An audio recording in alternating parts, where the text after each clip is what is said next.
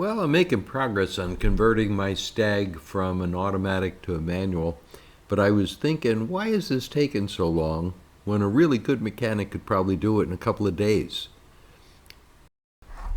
Normally it wouldn't matter to me, but a larger number of you are watching than I really expected. So let me explain. When I started, I had a pinched nerve in my back, and then it was summer here where the temperature's close to 100 and in my metal barn well over that, so I couldn't do more than a little bit at a time.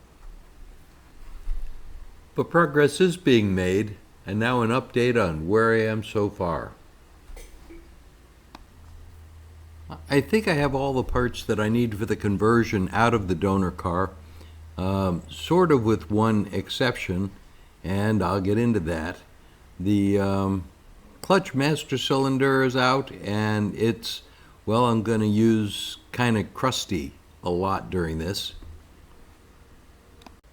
The transmission is out and it's partially cleaned. You may have seen that before. The drive shaft is out, sort of cleaned and sort of painted.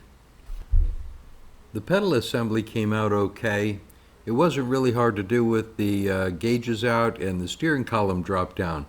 I'm not really looking forward to putting it in the other car with the gauges there and this, well, anyway. The condition of it does kind of make me wonder about the 20-something thousand miles on the clock. The clutch is going to need some work. I also pulled off the alternator and the starter, and I have the exhaust manifold, so I don't know when I'm going to use those. I could possibly see some need for the radiator in the future. I previously showed that I pulled the gas tank out and it smells awful and has gunk in it, but I am going to clean it out and then boroscope it to see if it's clean. I'm not sure I'll ever need the old gas tank though, because the one in my silver car, the recipient of the standard transmission, is welded aluminum and it looks really, really nice. I don't know if it was a custom or if it's just a repop from a standard place. So I decided to pull the engine out because I'm going to keep it one way or another, and it made it easier to get to the back of the engine and the starter and all that. If you look carefully, you'll see a weld on my engine hoist. That happened when I had my lift delivered and I tried to use the engine hoist to take it out of the truck. The lift is very heavy. Also notice the really cheap ratchet straps I'm using to hold the engine. Don't do that. So the engine got up and out of the car, but I didn't have room to back my lift up away from the front of the car, so I called my wife and we used our trusty tow vehicle to pull the car back out of the way. Once the car was pulled back enough to lower the engine down, I put it on a piece of wood and then I could spin it around out of the way of the car. And then I took a minute to admire the back of the car and our fancy tow vehicle.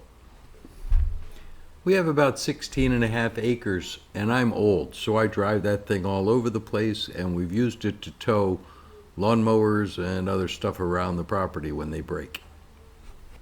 One other thing, because they always come in handy, I pulled the fuses out of the fuse block on the firewall, aluminum foil works, or aluminium foil works really well for fuses when they keep blowing. The only thing keeping me from having all of the parts I need out of the donor car to do the swap is I still can't get the flywheel off the crank. It's kind of frozen on there. It looks wet because I've used everything from PB Blaster to, well, any kind of rust cutter or cleaner that I can think of, and even vinegar to try and break it loose from the crank. Well, this gets us near the end of another video of this old man's adventure in Stag. I thought about cleaning up all of the stuff and getting it all ready to put in the silver Stag, but I'm too anxious to do that, so I think I'm going to start soon disassembling the receiver car and clean the other stuff up and make sure it all works okay as I install it in the other car. I am going to take a week and clean the shop up, though.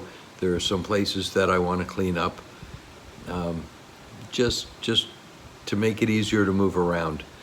And one positive thing is I did buy some new straps in case I have to hang an engine again.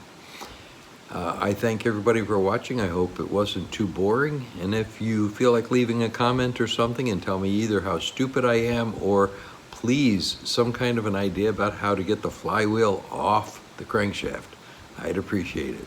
See you the next time.